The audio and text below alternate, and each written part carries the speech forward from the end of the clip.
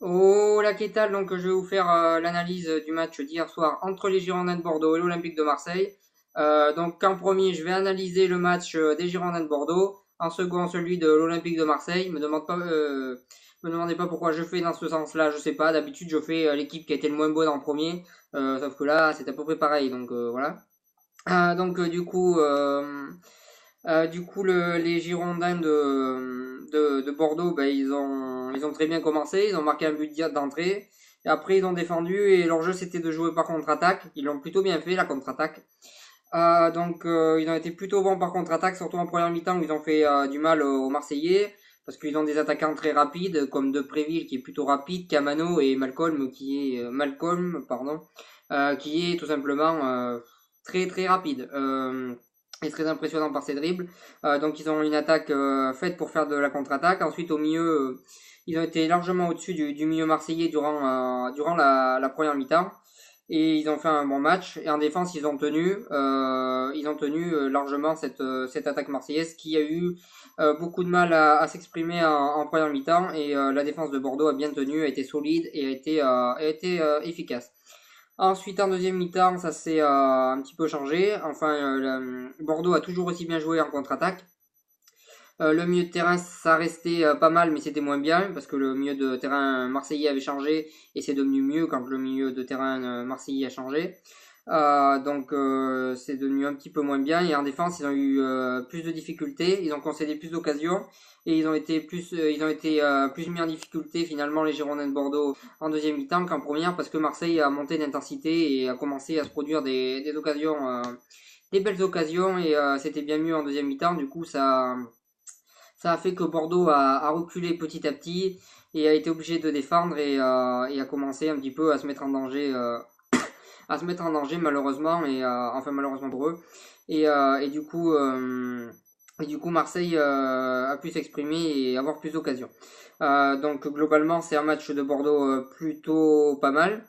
Ils avaient raté leurs 5 derniers matchs, mais là ils ont été très bons par contre-attaque. Défensivement ça a plutôt été pas mal et au milieu ça a plutôt été pas mal. Donc c'est un match on va dire plutôt réussi de Bordeaux. Même si on peut espérer bien mieux, parce qu'on a quand même vu des deux côtés dans ce match-là des erreurs vraiment pas dignes de la Ligue 1, quoi, et c'est voilà des contrôles de balle ratés, des trucs pas du tout au niveau de Ligue 1, mais globalement on va dire que le match était plutôt réussi pour Bordeaux. Voilà. Ensuite côté Marseillais, ben là ils ont fait une entame de match catastrophique, la pire qu'on puisse espérer. Ils prennent un but d'entrée sur une erreur de débutant, un but largement évitable, un but qui fait mal d'entrée.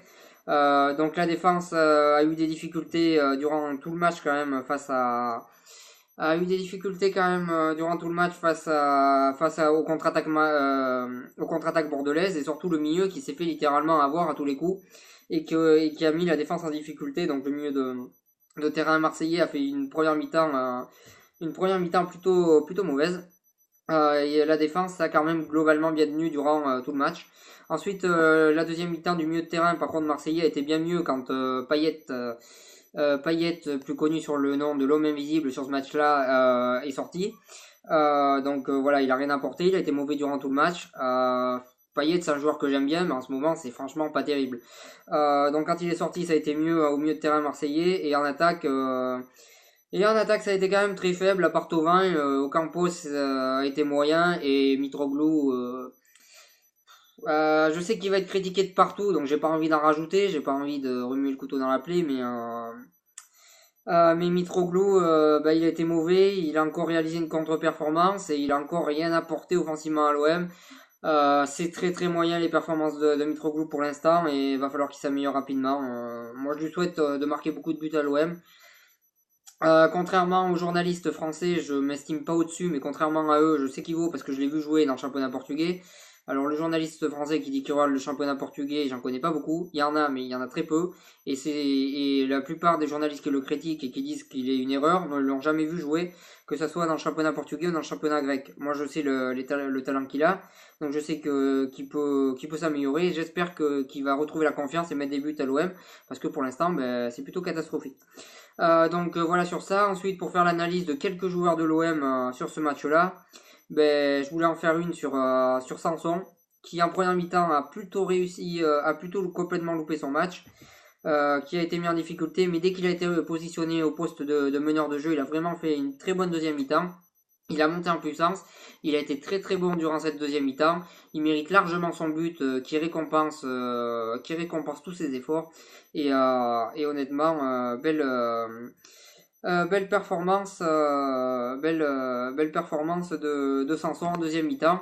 Et il fait des performances plutôt intéressantes ce joueur et je le trouve plutôt intéressant. Donc voilà, bonne performance. Il mérite son but et il a été très bon dans ce poste de meneur de jeu. Ensuite, le deuxième joueur marseillais que je voulais parler, c'est Anguissa qui a totalement raté son match. Alors lui, dès qu'il est plus avec Bernardo Silva, ben, on l'a vu hier, il sait plus jouer. Donc c'est inquiétant, ça veut dire que sans Luis Gustavo, pardon, et ben il est totalement perdu sur le terrain et c'est plutôt inquiétant pour la suite. Donc j'espère qu'il va trouver des repères sans Luis Gustavo, excusez-moi, avec Bernardo Silva, je sais pas pourquoi j'ai dans la tête. Enfin bon bref, ça serait bien qu'il trouve ses repères sans Luis Gustavo parce que là c'était plutôt moyen et il a fait énormément de pertes de balles et il a raté beaucoup de choses quand même.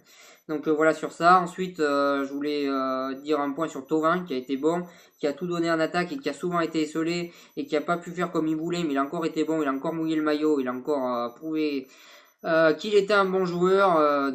Voilà, il a encore prouvé pas mal de choses sur ce match-là. Bon, après, il est totalement sous-coté pour moi. Je sais pas. J'ai l'impression que les gens ils regardent pas les matchs de l'OM. Je sais pas ce qui se passe, mais moi, quand je vois Thauvin jouer, je vois du talent. Je vois un bon joueur. Je vois un mec qui mérite limite d'avoir plus de temps de jeu avec l'équipe de France. Et quand j'entends parler des gens qui supportent pas l'OM, j'ai l'impression qu'on parle pas du même joueur.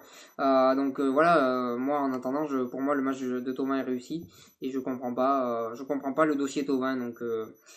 Voilà sur ça, voilà sur cette analyse. Merci de m'avoir suivi. Si vous avez aimé cette vidéo, n'hésitez pas à cliquer j'aime, à en parler autour de vous et à vous abonner à ma chaîne. Sur ce, je vous souhaite une bonne continuation et une bonne semaine.